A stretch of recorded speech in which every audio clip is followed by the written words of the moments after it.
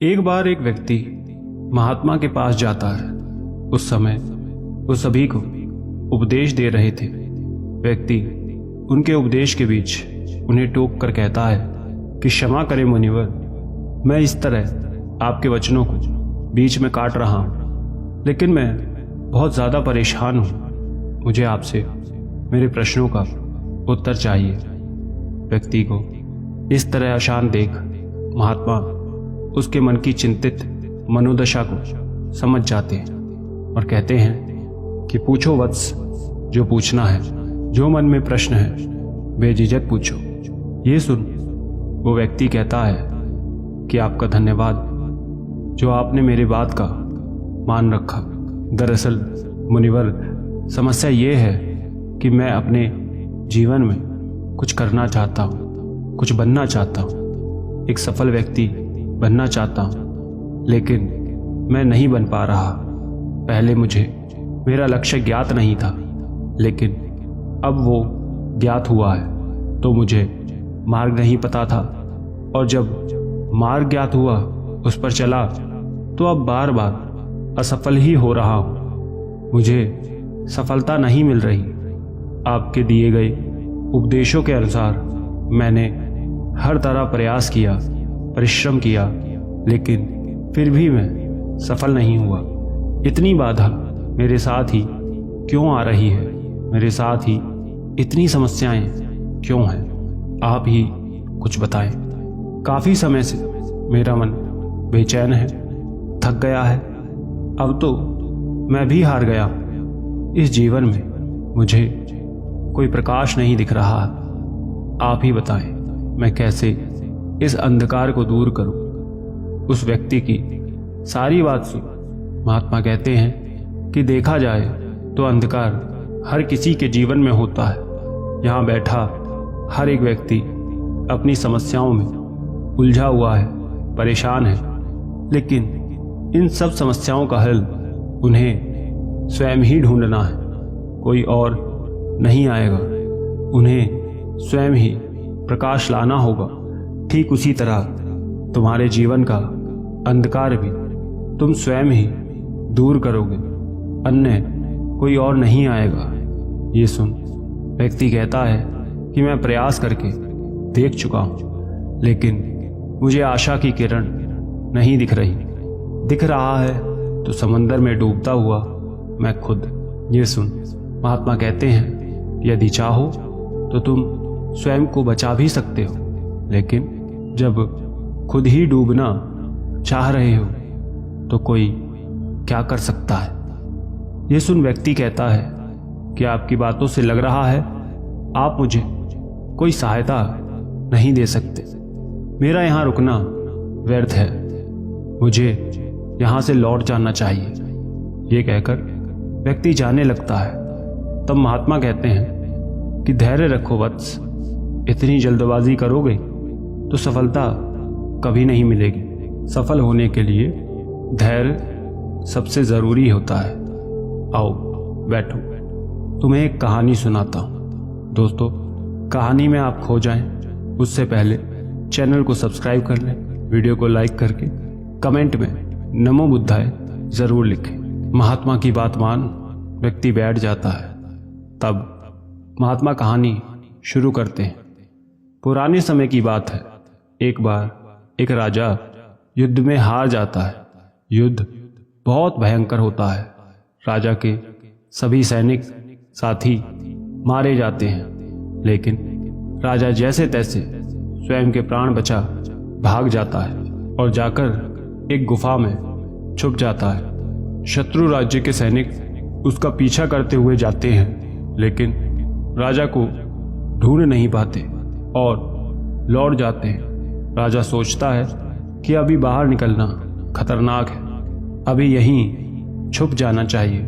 यही सोच वो रात में गुफा में रह जाता है, लेकिन तभी कुछ देर बाद जोर से एक बड़ा झटका लगता है और गुफा के ऊपर से एक बड़ा सा पत्थर नीचे गिर जाता है और गुफा बंद हो जाती है।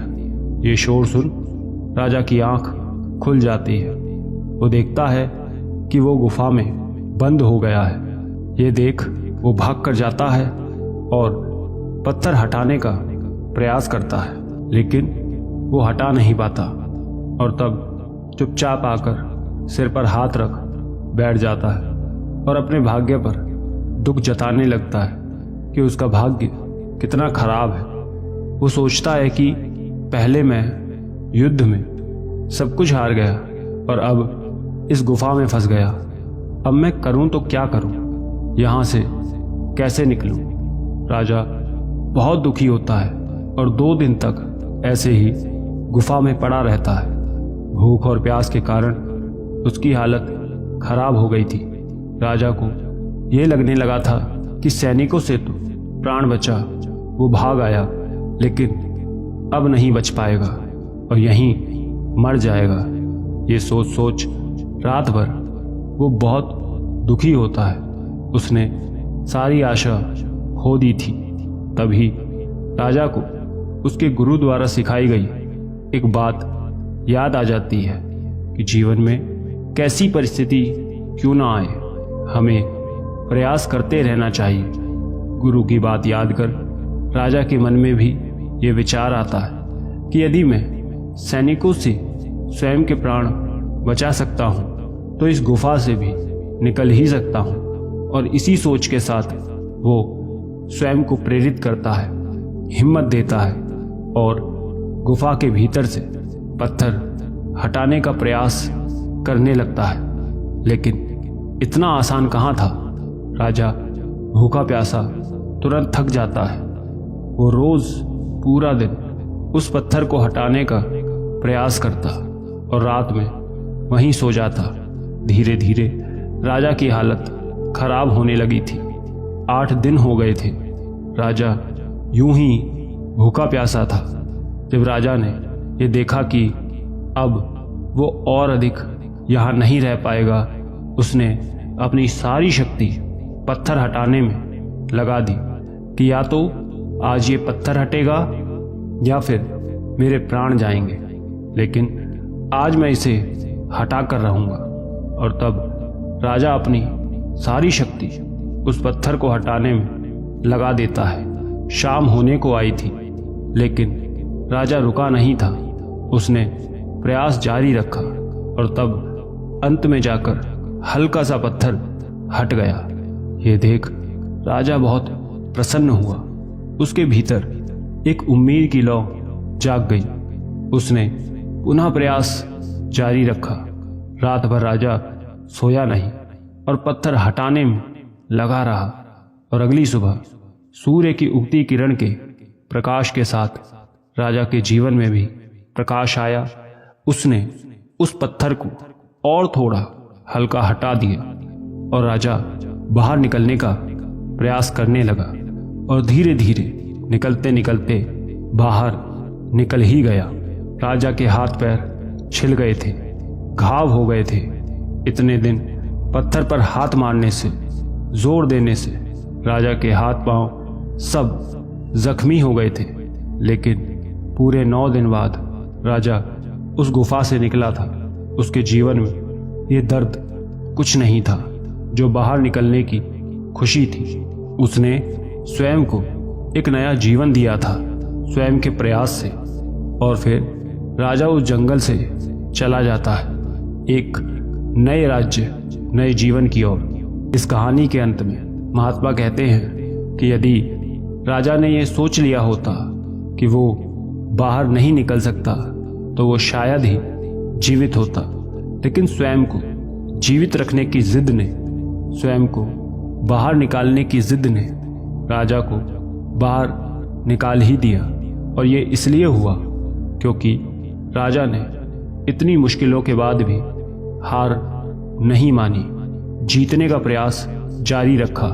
बस यही मैं तुम्हें समझाना चाहता हूँ कि यदि तुम्हें तुम्हारा लक्ष्य पता है, मार्ग पता है, उस पर कैसे जाना है ये तक पता है, तो तुम जरूर सफल होंगे। लेकिन बस यहाँ जरूरत है तो स्वयं के भीतर से जीतने की ललक, लगन, धैर्य और प्रयास की। बेशक तुम आज बार बार असफल रहे हो, लेकिन कल तुम जरूर सफल होंगे। बस स्वयं की तरफ से हार मत मानो, प्रयास जारी रखो, क्योंकि जब तुम सफल होंगे उस दिन ये असफलता के दुख से सफलता की खुशी बड़ी होगी। सोचो कहाँ भूल कर रहे हो, कहाँ कमी है, गलती है जो तुम सफल नहीं हो रहे। उस गलती को पकड़ो, उसे सुधारो, फिर से प्रयास करो। तुम एक दिन जरूर सफल होंगे, बस धैर्य रखो, ये बहुत जरूरी है। महात्मा की बात सुन व्यक्ति बहुत प्रेरित होता है, उसके भीतर एक नया जोश आता है और वो इसी जोश के साथ अपने लक्ष्य की तरफ निकल जाता है। अब वो समझ गया था कि सफलता मिलने तक उसे अब हार नहीं माननी है, बस प्रयास जारी रखना है। अतः आपके भीतर यदि जीतने की जिद है तो आपको असफल कोई नहीं कर सकता। सफलता तब ही मिलती है जब आप स्वयं के भीतर से असफल नहीं होते। आशा करते हैं ये कहानी की सीख आपको समझ आई होगी। और भी अधिक ज्ञान के लिए स्क्रीन पर दिखने वाली कहानियों को एक बार जरूर सुनें। धन्यवाद।